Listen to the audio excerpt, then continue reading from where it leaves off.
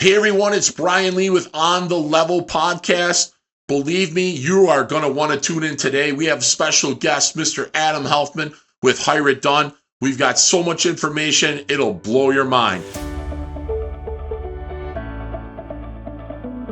Today we're coming to you from our brand new podcast studio that we've just created here to deliver the best possible podcast that we can for you guys and educate you with everything that goes on in the home improvement and the roofing world. Today, it's a pleasure. I've got Mr. Adam Helfman in studio. What a treat. Adam Helfman was the former radio host of the wildly popular show Hire It Done on 97.1, and he's also been a part of the Extreme Home Makeover on ABC, where they build a home from start to finish in 7 days. Adam, thank you so much for being in studio today. Welcome. Well, that's a great intro, Brian. Thank you for having me, man. This podcast, I got to be honest, when you do something, in fact, for everyone who watches Brian's podcast or tunes into the Hire It Done podcast, you must know if you ever do anything with Brian Lee, he does everything 5-star, first class. It's not like you just went on Temu and bought, a little podcast mixer. You went full blast. You have a location. You designed it. This reflects your design skills and everything, man. I'm impressed. Thanks for having me. Thank you so much. Yeah, it's a labor of love, right? We want to get the message across. Obviously, Metro Home Improvement wants to promote the work that we do for folks. And then again, we also want to give content out there for homeowners that they can get reliable information from. So, that's why I do it. Great job. I mean, thoroughly impressed. When you, like I said before, when you do it right. So what's going on in the home improvement world? Well, we got a lot of stuff going on, right? Spring is sprung, the grass is green, the birds are chirping, and now's the time to get an addition or a dormer put on your home. Don't move, improve. Exactly. With the way costs are today, with new home prices, I mean, it just doesn't make sense to purchase a home. It makes sense to improve it and add on living space. Tariffs, inflation, labor, uprooting your children. Everything is impacting home improvement right now. The uneasiness of the economy, the world economy, what's going on everywhere. I mean, it's very, very anxiety producing in life in general right now. Absolutely. I mean, I see it with my homeowners as well.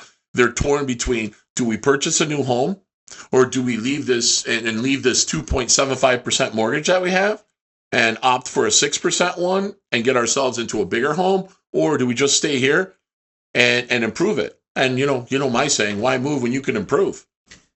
Brian, it's a good point. Can I ask you a question? Absolutely. So what are let's talk about 2 or 3 items would make a homeowner not move. Why would they stay in their neighborhood as opposed to trying to go and move on up as the progression goes? What would it be? That's a great question. The biggest punch list for me with homeowners that I get is the female would like a nicer, newer kitchen because she's, it's the epicenter of the home, right? Everyone congregates around food. We use food as our comfort, and family comes over and everyone congregates there. So to have a beautiful brand new kitchen, that makes the wife happy. It'll make males happy as well, the husband, but it does make the wife happy. And then on top of it, brand new bathrooms, right?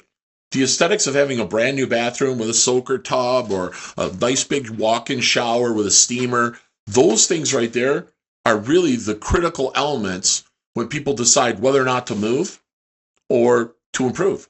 It's interesting you say that because back in the day, it used to be people wanted to get a bigger house. Bigger is not better anymore. In fact, the new trend that I've been seeing, and maybe you can comment on this, is less is more. I don't need a dining room, a great room, a family room, a study. I can have one bigger room, an extended kitchen into the great room. I don't need all those other rooms. I'd like to have a walk-in closet, but I don't need smaller rooms. Is that what you're saying? Absolutely. I mean, we've known each other for 35 years, Adam. Think about when we used to talk about when people would increase the space. What were they looking for, right? No one is looking for a compartmentalized life any longer. They want wide open concept. They'd like a nice big kitchen with gathering area. They'd like a nice great room or a family room. But when it comes to formal dining, I don't think I've done a formal dining room in probably 10 years. Exactly. In fact, I've been saying, and I think you have opined on this in the past, that dining rooms are out. My dining room at my house, when my son was living with me, was where he did his homework, where I put all the mail. Right. It was a pile of everything. And then I'd clean it off twice a year for holidays. Yeah, it's a catch-all. And unless you have a large family and you do large get-togethers and you do them on a regular basis, I mean, a dining room is just not, it's not a feasible thing to have any longer. You know, you need open space because with people having parties, they have people come over for snacks and wine and pizza, right? Like I know you're the pizza connoisseur with the pizza oven. Love pizza. So they have over these get-togethers and they have these tastings, and again, everyone centers around that kitchen and the great room, that open area, right? Yeah, you know, it's interesting. Back to the original question with what makes people want to stay, right? Let me ask, Brian, in the past 6 months and the projects that you've been selling, and homeowners been hiring you for, has any homeowner ever said to you, we're staying here because we have such a low interest rate, or we're staying here because the school district is so good, or we're staying here because we saw these new houses, there's no sidewalks, there's no like trees, there's no landscape, it's just flat farmland, and we have a grown neighborhood.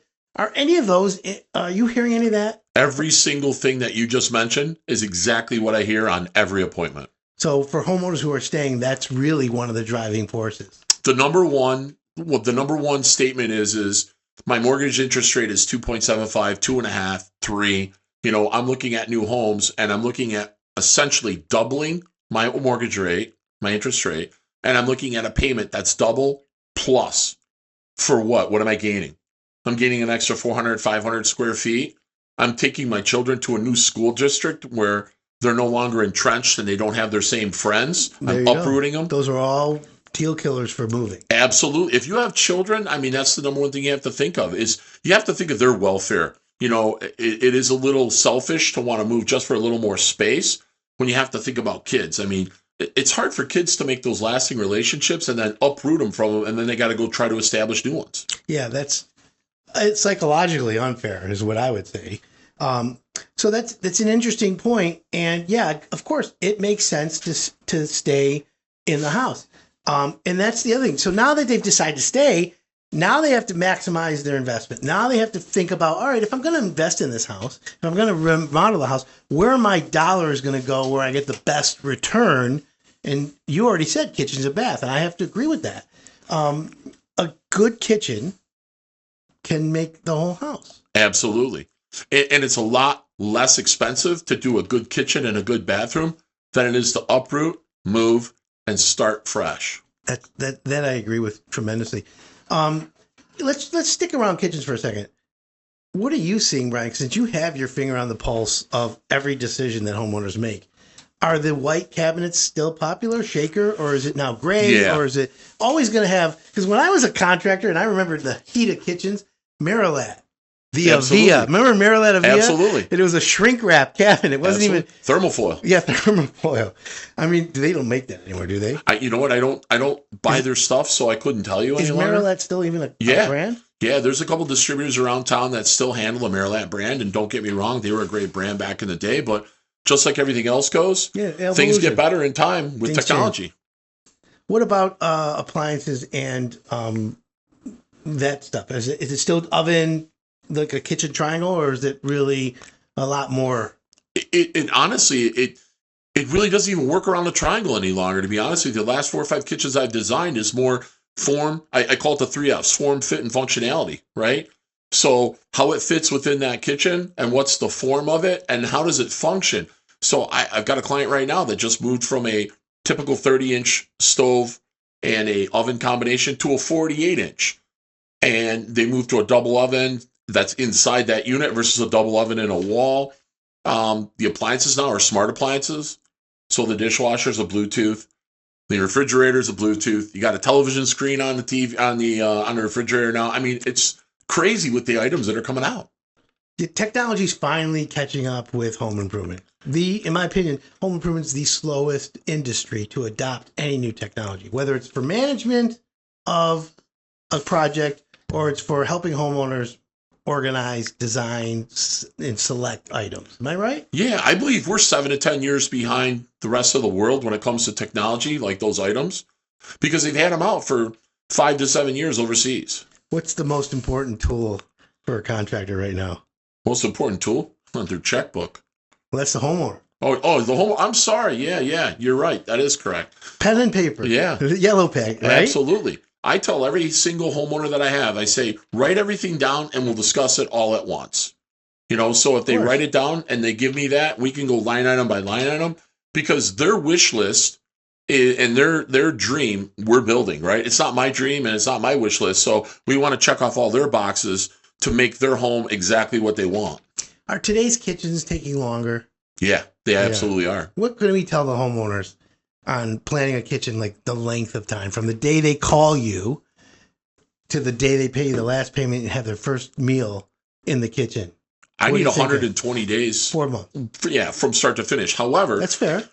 However, when you look at it, most contractors are waiting anywhere from 12 to 16 weeks for cabinets. We went out and bought our own distributorship, right? So I get my cabinets within 7 to 10 days, doorstep delivered.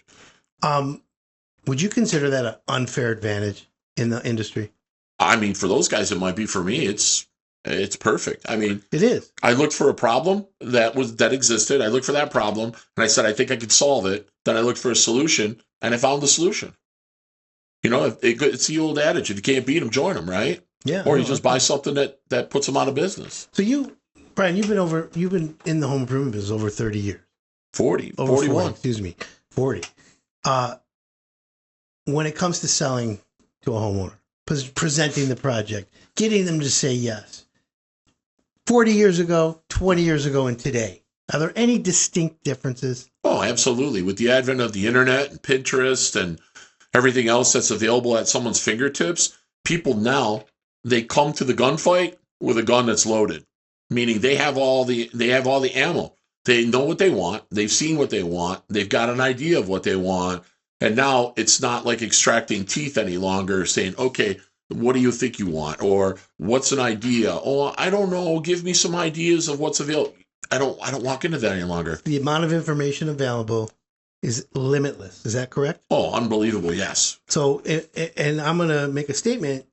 I think sometimes that can hurt a deal. It can in one way. The one way it can hurt a deal is because people sometimes will have unrealistic expectations of what they think can be done. So that's why it's imperative to call us and have us come out there and do a measure and do a drawing, because the things that you want sometimes don't fit within the parameters of the space that you have. Correct. I would call it information overload. Yeah. Some homeowners I would agree. So many choices, so many colors, and so much, it creates anxiety to them and they freeze and paralyze. Yep. I've had that happen. And so what I've found over time is contractors like yourself who are solution minded, who also drive the conversation. And you sense it. And you say, okay, look, 5 colors, not 15 colors. Here's what you got to make your decision. This is the cabinet door that you're going to get. Here's the 3 colors that match the granite you told me you like. Right. And then you're now compartmentalizing them and driving them into a filter that pops out. That's the one. Right? Do you remember the terminology that we were taught when we were younger growing up is feed everything into the funnel and let the funnel it down to the choices, and the simplest amount of choices that they have are the ones that are going to drive the decision. But a good contractor will drive that. Adam, after this podcast this afternoon, I have to meet a client, right? Yeah. My client, I'm taking them directly to a distributor to choose the tile and the tile color because they can't figure it out. Now, I've already in my head been to their house. I've been to their house 3 times. We have the deal put together, but I've already figured out the color scheme in my head.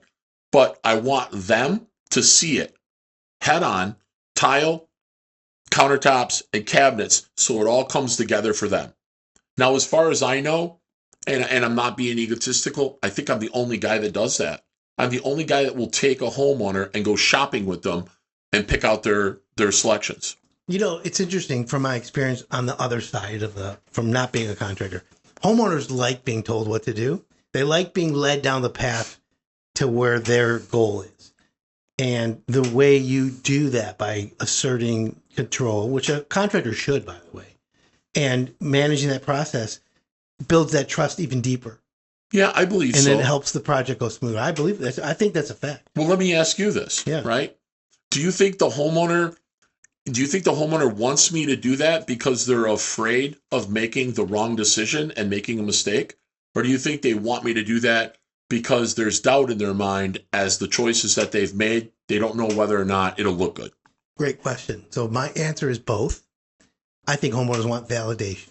I think they know what they want. They saw it on Pinterest. They saw it on HGTV. They saw it at their friend's kitchen. They want to do their version of that, and they want validation of it, and they go to you. Absolutely. Now, if they're thinking gray cabinets and a white marble top with a gray line and stainless steel appliances, and you say, no, because of this, and this, you got to do that, that creates a little bit of a conflict instead of complimenting what they think. So reading the room, knowing that you're a homeowner, but also putting your foot down when you think, oh boy, no gold. We're not putting gold cabinets or whatever because of this. I think it's a balance. I think it's earning the respect and then allowing them to make that decision. And if you disagree, you say, listen, your decision, because you're paying, here's the caveat. And then just warning them what your thoughts are. No problem. I agree with that statement. I'll also go a little step further, right? I'm not the cheapest and I'm not the most expensive, right? I tell homeowners, I'm giving you information and knowledge to make an informed decision.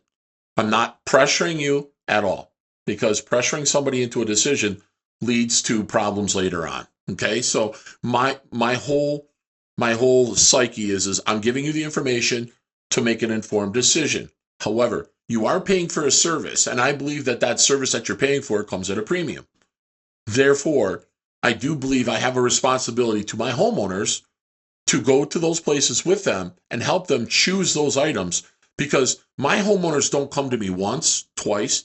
I've got generational homeowners. I've got people that come to me 4, 5, 6, 8, 10 projects.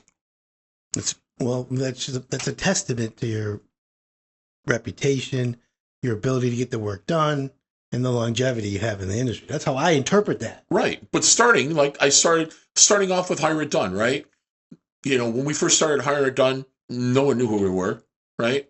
But then homeowners started to gain some traction and listen to what we do and how we do it. And then they would have me out, and they were like blown away, because the projects that we do, we take great pride in, and we offer that service that I spoke of. And, that's one of the items that you brought to the forefront when you started Hire It Done, right? You had contractors on there. Third-party endorsement. First of all, Hire It Done was a lead gen originally. It was to give homeowners advice on how to hire contractors and then go to the website to find the all-stars. Right. But then the response I was getting from homeowners was, hey, Adam, you sent me 3 contractors. I liked all 3. What do I do? And I'm like, you pick the one that you feel like you could have a relationship with over the next X amount of time. But then as all these other lead generation companies started coming out, Home Advisor, Service Magic, Angie's List, it goes on and on and on and on. All of a sudden, homeowners would fill out, hey, I'm thinking about doing a kitchen, and then hit enter. And then within 10 seconds of hitting enter, the phone would blow up on all these phone numbers they never even recognized. No problem. They'd start answering it, but then they got bombarded. Fast forward past COVID, and now phones ring. People don't answer the phone if they don't recognize it. So if they hear us, and then they fill out a form, and then you get it, and you call them, they don't answer. What good is that? Correct. So now we got rid of that at Hire It Done, and now it's, if you want a kitchen, just go kitchens, and there goes Brian Lee's name and number and a profile, and a click to call. Right to you. So there's no worried about whether you call back or whatever. Because what's the number one problem with contractors that homeowners say? They never got back with me. Thank you. You absolutely get back with everyone, but that's where all of a sudden they know, because they call on you direct, and then you handle it. And now here we are, 5, 6 years later on Hire It Done? Yeah, absolutely. You've got the highest ratings, the best response, the best return. Homeowners, go Google over you. The problem we had in the middle of COVID and past it was you were like sold out. Yeah. And we were shut down. You remember, I was shut down for 6, 7 months. We were considered non-essential. Actually, the COVID was one of the best things that happened in the home improvement business, because people sat at home and stared at their house. Yeah. And started saying, you know what? I think I got to paint this sucker. I better redo the bathroom. I watched every HGTV show backwards and forward. I binge watched for 3 months. Right, absolutely. I came out of that with, I got extra money in the bank because I haven't been working, I haven't been spending it. Right. I better go renovate my house. And We're then, not eating out. well, there you go. So now people had money, and now it started going. But then the prices shot through the roof because of production. There was no availability of stuff, and it took several years to catch up. Now we're caught up, but now interest rates are higher. There's uneasiness in other parts of the world, tariffs, and so now we have to figure it out how to get done the best project on a timeline where homeowners are happy, but you can make money. Right. It's not easy. No, it's not. And you know what I did too is where we were a company that did everything. I mean, our motto used to be from installing a doorbell to building a brand new house and everything in between. We do residential, industrial, and commercial work because at one juncture we had to because there was just not enough out there with COVID, right? Correct. Now what I've done is I went back to my roots and I narrowed it all down. So I know within my wheelhouse what products that I can produce that I'm very efficient at and we're experts at. And that's additions and dormers, that's kitchens and baths, that's basement transformations, garages, patios, porches, things of that nature, right? And roofing? Yeah, and roofing, absolutely. That's a big portion. Absolutely. So would the term design build contractor, is that still prevalent today, or is it I pride myself on being a design build contractor. I haven't found any contractors out there that walk into a customer's house with a sketch pad, some 7mm drafting pencils, and some templates, and lay out a complete kitchen, a bathroom, addition, or dormer within an hour. I'm the only one that I know that does it. In fact, I just had a homeowner that we just are doing a project for right now. Currently, she had 5 estimates. I was number 3. They had 2 more after me. And they called and said, "Hey, we want to proceed forward with you." She said, "Do you know that you are the only contractor that came to our home that actually took the time, sat down with us, and drew 4 sketches so we could see this before we even stick a shovel in the ground?" I wanted to reflect on the laziness of contractors today. Go to the house, maybe take a few notes, and tell the homeowner, we'll get back to you with a price. Right. It's called bonding and rapport, right? You want to get to know the homeowner, get them to get to know you a little bit. That conversation in the first meeting, in person, allows that chemistry to percolate. Yeah. A lot of contractors come in, they look around. Well, how much are you looking to spend? What's your budget? Yeah. Who says that? What's your budget? We should talk another podcast just strictly on budget. How to get budget, how to give the right answer to a contractor, how to be honest. That whole process is just tension. I don't even like it. Absolutely. When you have me on Hire It Done, your next podcast, we'll delve right into that because I honestly believe that is paramount. Yeah, we should talk about that. Absolutely. It's a great talking point because that's what happens is these guys show up, they got, they get out of their Mercedes or sports car or whatever they're driving and walk up and knock on the door and, they want to talk for about 10 or 15 minutes and they want to throw it out. Hey, so what's your budget here? What are you thinking about doing? How much you want to spend? Right. Then mysteriously, they're right around that budget every time. Homeowners, obviously always have a budget in their head. And I've trained homeowners in the past or I've requested them that if you're asked about a budget, that you tell the contractor that, you know what, Mr. Contractor, you're here because we're not experts in home improvement and you're here to tell us what we should spend. That's a great thing that you just said because I use this with my company and my business. So what I do is when I walk in and I get all the parameters of the project and I look at it, I will say to them, okay, I'm going to shoot you a couple of numbers that I'm thinking after looking at what you guys said, and I'm going to give you what I think the budget should be, right? So were you thinking of spending anywhere from $100,000 to $150,000 to produce the project that you've just laid out for me? Because I'm not asking what their budget is. I'm giving them the budget that I think that it's going to cost to do it, right? You just sounded like my father. He would say to me, because I'm like, Dad, what do we do? Because he was always training me. I go, how do we get the budget out? He goes, come with me. And he literally walked me through it. And he said, similar to what you said, he's like, okay, in our first meeting, you take notes with the homeowner. And then you do ask, hey, Mr. Rizzo, do you have an idea, budget for this? And if they say no, which he expects them to say no, you say, okay, let's review this, and I'm going to give you a range that this job is going to fall in based on your information that you just gave me. And my dad will be like, okay, Mrs. Jones, you wanted granite. You wanted solid wood cabinets. We're going to rip the floors out. We have to upgrade your electrical. We have to do the following items, blah, blah, blah, blah, blah. And based on that, in my experience as a contractor, Mrs. Homeowner, your kitchen is going to land between $50,000 and $75,000. And then you pause, you look at them and you say, was whatever you were thinking fall within that range? Right. Now, my dad always told me, though, you make sure that when you give them that budget, that the first number you tell them is because that's the number they're going to remember, is that you can do that whole job for that. Because everything over that is going to either give you some fluff, but that first number, 50,000 to 75, that 50 is what they stuck in their head. And you'll know body language. Right. And at that point, you'll know. And then every time when they say, well, we want granite, but we also want to do big slabs of marble on the floor, Mrs. Jones, that's a great idea, big slabs of marble. However, that's going to impact that $50,000 budget. You always got to tie it to their first number to creep it up if they add more to it. Does that make sense, or is it changed today? 100%. Like I have customers that say, okay, you told me 100 and 150. That's quite a big range. Why the $50,000 spread? And my answer is this every time. Mr. and Mrs. Jones, I don't have x-ray vision. I can't see behind walls, number one. Number two, when we start the project, there's going to be things that you're going to want to change. So instead of putting a provision in the contract, a plus or minus of 15 to 20%, what I do is I give you a range of that, and then I let you decide. So we know it's going to cost 100. However, that $50,000 is going to be a plus or minus of 15 to 20%. And if I open up a wall and I find out you have termite damage, you have mold, you have rot, you have biogrowth, you have all these other items that are going on. You have an electrician who tied together your electrical wires. Instead of putting them in an electrical box, you put them in a tuna can with holes drilled in it, right? I've got to change it. I got to bring it to code. So that's why.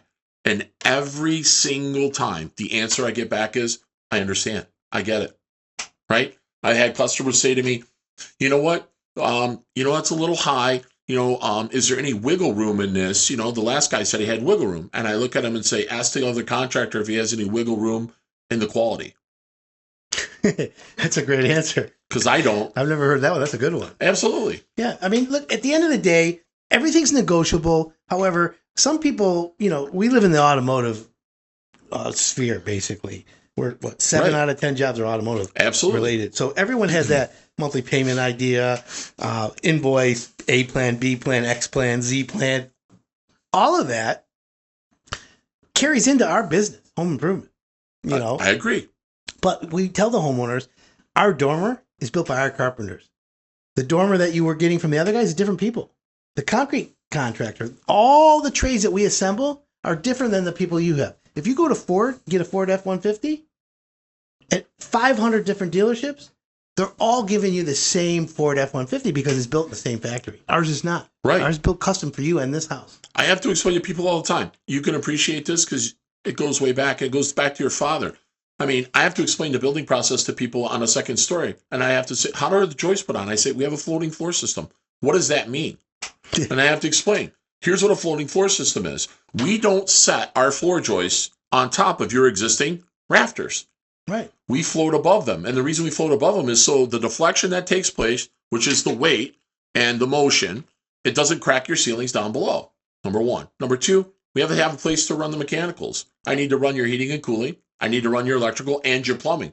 You don't want the plumbing coming up through the floor, do you? Like where you got to walk over pipes. You don't want, every time you walk, you don't want to hear the heat register make a crackling noise, correct? Yep. Oh, no, God, no. So we float. So I have to explain the building process to them. 9 out of 10 contractors, when you ask that question, they go, oh, our guys, they know what they're doing. They've been doing this forever. Most contractors couldn't explain the floating floor system, nor the finish of the floating floor system, which makes it a quieter way to do it. I was trained by the best. And when I tell you the best, I was trained by the best in the industry in this state. I believe that these guys could have put on clinics across the country with the knowledge that they had. And that transcended into me being able to absorb all that knowledge and then go on the job site. And I physically performed every single duty that the carpenter would perform, the finish carpenter, the drywall, the insulation man, the plumber, the HVAC contractor, the electric. I've done it all. So when I tell folks what's going to happen, it's not me giving them fluff, Adam. I'm telling them the truth because I've done it and I know how it needs to be done. Ask a sales guy, how are you going to build this? We're just going to throw on a floor on this and we're going to lay down plywood. We're going to build these walls. No. You're going to destroy the house. People don't know that. But again, when they call us, I feel it's my duty to explain that to them. Just like you've been explaining to folks for 20 plus years on the radio on how to choose a proper contractor, what the vetting process needs to be, sure, and how you have to establish a relationship with that contractor and know that you have the correct contractor for the job. Well said. I concur 100% and completely endorse everything you just said. The only thing I disagree with was the guy who trained me was the best in the business. But again, I'm talking about those guys, right? No, of course. That generation, yeah. Those guys are gone. Those guys now they would be in their late 80s and early 90s. Correct. But those guys that trained us were the best. Yeah, they don't make them like that anymore. No, the guys that are out there today, they might have learned some construction knowledge and technology from a 4-year university degree, and they come out and they're like, I'm an expert. No, you read some books, you took some tests. Yeah. But how are you really an expert? Have you physically swung a hammer? Have you physically built these jobs? Do you know how they go together? What qualifies you as an expert? Experience is the best way to test. But of course, you're 100% correct in the way you said it. So yeah, I agree. I throw it back to you and I say, how are you an expert in the radio and TV space? I crawled before I walked. They threw me to the wolves and said, here, the light went on and said on the air. And basically, I shit my pants. Right. But listen, you learned from the onset. Correct. Right? Yeah. And you learned from people, and you took all of that knowledge and you processed it. And sharpened my teeth every time. Yeah, absolutely. To get better. To get to where you're at. Sure. So there's really no difference between what I do and what you do, except we're in two different spaces. Correct. I agree 100% with you, and that's the best way to put it. And that goes all the way back to the beginning of when homeowners need to find a contractor that they trust. When homeowners want to get their hard-earned money not spent foolishly or fraudulently, they need to hire a contractor with the experience. Because the other thing about you that most homeowners don't know and don't ever want to know is that you're solution-minded, but you can also afford to do the job twice if you had to. Most contractors would run and hide if there was a problem. And you have the ability to figure it out and do it right. And if there's a mistake, you'll make it right. Because we have our own crews. We solved that issue a long time ago. We have our own crews. I've got my own guys. Lead carpenters. Absolutely. They're smart. I got my own finish guys. I got my own drywall crews. I got my own installation guys, my own plumbers. I have my own guys. And it's not a control issue more than it is a professional issue, because I have a level of professionalism that I want to exude, and I want the jobs done right the first time. That's nothing wrong with having that request or having a business run to be that way. If you guys want to learn more and you want to review this, please watch, like, and subscribe to all of our social media channels, YouTube, Facebook. We're also on Instagram as well as TikTok. If you guys really want to learn some stuff too, Adam has Hire It Done. Go to the website, hireitdone.com. Yep. You can reach out to him. You can get a hold of Adam as well through the Hire It Done website. You can get a hold of me through Metro Home Improvement's website, www.metrohomeimprovement.com. I'm always available. My telephone number is 586-929-0224. You can reach me that way. And if you folks want any projects done, please go to those websites, Hire It Done, as well as Metro Home Improvement. We would love to have the opportunity to bid your job. Adam, I thank you for your time and coming into the studio today. It's awesome. It's always a great time hanging out with you and talking home improvement. I look forward to coming on Hire It Done and doing the same thing on a different topic. And I appreciate all your time. Brian, thank you very much for having me. It was a great time. Great information. Absolutely. Thank you so much, folks. Thanks for liking, watching, and sharing. And we'll see you again next time on the Level.